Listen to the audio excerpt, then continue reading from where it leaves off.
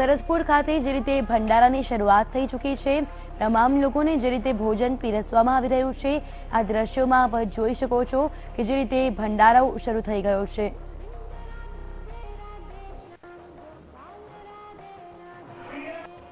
યાત્રા જ્યારે ભગવાનના મોસાળ સરસપુરમાં પહોંચે છે ત્યારે અહીંના લોકો છે આ રથયાત્રામાં જોડાતા ભક્તો માટેની એક ખાસ જમવાની વ્યવસ્થા કરે છે।